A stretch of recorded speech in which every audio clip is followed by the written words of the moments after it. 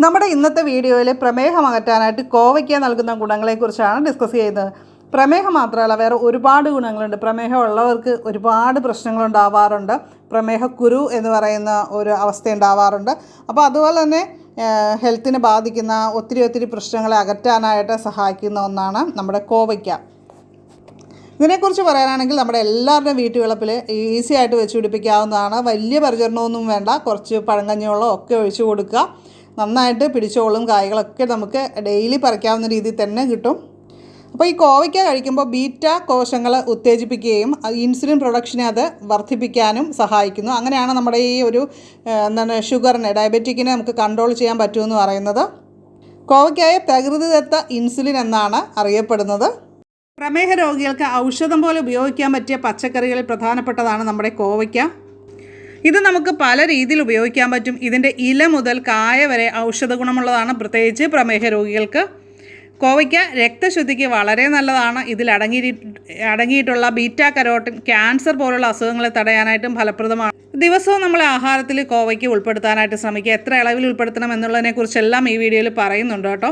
നമ്മുടെ ശരീരത്തിലെ ചൂടകറ്റാനായിട്ട് വേനൽക്കാലത്ത് പച്ചയ്ക്കൊരു കോവയ്ക്ക എങ്കിലും കഴിക്കുക. നമുക്ക് മൂക്കാത്ത കോവയ്ക്ക കഴിക്കുന്നതാണ് കേട്ടോ നല്ലത്. ഒരുപാട് മൂത്തത് നമുക്ക് കഴിക്കാനും ബുദ്ധിമുട്ടായിരിക്കും. അപ്പോൾ ഒരു സാലഡ് രൂപത്തിലൊക്കെ നമുക്കിതുണ്ടാക്കി കഴിക്കാം. നമ്മൾ കുക്കുമ്പർ ഉപയോഗിച്ച് സാലഡ് ഉണ്ടാക്കില്ലേ, അതേപോലെ തന്നെ ഇതും കഴിക്കാവുന്നതാണ്. നമ്മുടെ ഹൃദയത്തിൻ്റെ ആരോഗ്യത്തിന്, കിഡ്നിയുടെ ആരോഗ്യത്തിന്, ബ്രെയിനിൻ്റെ ആരോഗ്യത്തിനൊക്കെ, അതിൻ്റെയൊക്കെ ശരിയായ പ്രവർത്തനത്തിനും അതിനെന്തെങ്കിലുമൊക്കെ കേടുപാടുകളൊക്കെ ഉണ്ടെങ്കിൽ അതൊക്കെ മാറാനായിട്ടും സഹായിക്കുന്ന ഒന്നാണ് കോവയ്ക്കയിൽ അടങ്ങിയിട്ടുള്ള വൈറ്റമിൻസും മിനറൽസും എല്ലാം. ഇതിലെ നമ്മുടെ ബ്ലഡിലുള്ള ടോക്സിൻസിനെയൊക്കെ റിമൂവ് ചെയ്യാനായിട്ട് കഴിവുണ്ട് കോവയ്ക്കയ്ക്ക്. അതുകൊണ്ട് തന്നെ ചർമ്മ സംബന്ധമായിട്ടുള്ള പ്രശ്നങ്ങൾ ഉണ്ടാവാതിരിക്കാനായിട്ട് ഉപയോഗിക്കാം. ഉള്ളവർക്കാണെങ്കിൽ അത് കുറച്ച് കൊണ്ടുവരാനായിട്ട് സാധിക്കും. പ്രമേഹ രോഗികൾക്ക് ശരീരത്തിൽ പ്രമേഹക്കുരു എന്നൊരവസ്ഥ വരാറുണ്ട്. അപ്പോൾ അത് കൂടെ വരുന്നൊരു പ്രശ്നമാണ്. അപ്പോൾ അതൊക്കെ അകറ്റാനായിട്ടും നമ്മുടെ ശരീരത്തെ കൂളാക്കി നിർത്താനായിട്ടും കുളിർമ നൽകാനായിട്ടും ഒക്കെ കോവയ്ക്ക കഴിക്കുകയാണെങ്കിൽ പല ഗുണങ്ങളുണ്ട് കേട്ടോ. ഹോർമോൺ റിലേറ്റഡ് ആയിട്ടുള്ള പ്രശ്നങ്ങളുള്ളവർക്ക് ഭയങ്കര ചൂടും പുകച്ചിലും അസ്വസ്ഥതകളൊക്കെ ആയിരിക്കും കേട്ടോ ലേഡീസിന്. അപ്പോൾ അങ്ങനെയുള്ള പ്രശ്നങ്ങളൊക്കെ ഉണ്ടാവാതിരിക്കാനായിട്ട് അത്തരം എന്തെങ്കിലും പുകച്ചിലോ അസ്വസ്ഥതയൊക്കെ തോന്നുന്നവർ ഏത് പ്രായക്കാർക്കും ഇത് കഴിക്കാവുന്നതാണ്.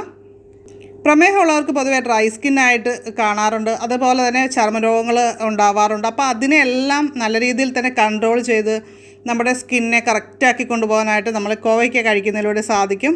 ശരീരത്ത് കുരുക്കളൊക്കെ വന്നു കഴിഞ്ഞാൽ നല്ല പച്ചമഞ്ഞളും അതുപോലെ തന്നെ കോവലിൻ്റെ ഇലയും കൂടി നന്നായിട്ട് അരച്ചിട്ട് ആ കുരുക്കളിൽ പുരട്ടി കഴിഞ്ഞാൽ ആ കുരുക്കളൊക്കെ മാറിക്കിട്ടുന്നതാണ്. നമ്മുടെ ശരീരത്തിന് വേണ്ട വൈറ്റമിൻസും മിനറൽസും ഒക്കെ ആൻറ്റി ഓക്സിഡൻസും ഒക്കെ നമുക്ക് ഇതിൽ നിന്ന് കിട്ടുന്നുണ്ട്. അതുകൊണ്ട് തന്നെ രോഗപ്രതിരോധ ശേഷി വർദ്ധിപ്പിക്കാൻ ഇപ്പോൾ ഒരുപാട് പനിയും അസുഖങ്ങളും ഒക്കെയാണ്. പനി കഴിഞ്ഞിട്ടുള്ളവരുണ്ടാകാം. അവരുടെ എല്ലാം ഇമ്മ്യൂണിറ്റി നല്ല രീതിയിൽ വർദ്ധിപ്പിച്ച് ഹെൽത്തി ആയിട്ടിരിക്കാനായിട്ട് നമ്മൾ കോവയ്ക്ക ആഹാരത്തിൽ ഉൾപ്പെടുത്താനായിട്ട് മറക്കരുത്. ഇപ്പോൾ ഒരുപാട് പേർക്ക് കിഡ്നിക്ക് സ്റ്റോണും കാര്യങ്ങളും ഒക്കെ ആയിട്ട് ബുദ്ധിമുട്ടുന്നവരുണ്ട്. അപ്പോൾ കിഡ്നിയുടെ ആരോഗ്യം വർദ്ധിപ്പിക്കാനായിട്ട്, കിഡ്നി സ്റ്റോൺ അകറ്റാനായിട്ടൊക്കെ നമ്മൾ കോവയ്ക്ക കഴിക്കാം. പിന്നെ മുലപ്പാൽ വർദ്ധിപ്പിക്കാനായിട്ട് കോവയ്ക്ക കഴിക്കുന്നത് നല്ലതാണ്. അതുപോലെ പ്രഗ്നൻസി സ്റ്റേജിലുള്ള ലേഡീസിനൊക്കെ കോവയ്ക്ക കഴിക്കുന്നത് നല്ലതാണ്. അവരൊരു 2 കോവയ്ക്കയെങ്കിലും കഴിക്കാനായിട്ട് ശ്രമിക്കുക.